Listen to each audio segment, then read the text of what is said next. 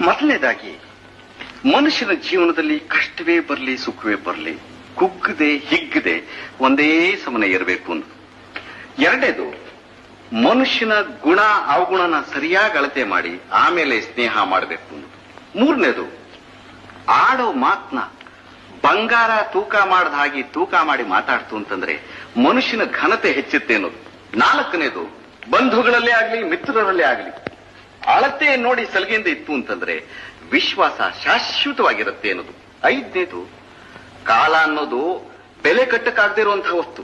ಅದನ್ನ ನಾವು ಮಾಡೋ ಪ್ರತಿಯೊಂದು ಕೆಲಸಕ್ಕೂ ಅಳತೆ ಮಾಡಿ ಉಪಯೋಗಿಸ್ತು ಅಂತಂದ್ರೆ ಜೀವನ ಸಾರ್ಥಕವಾಗುತ್ತೆ.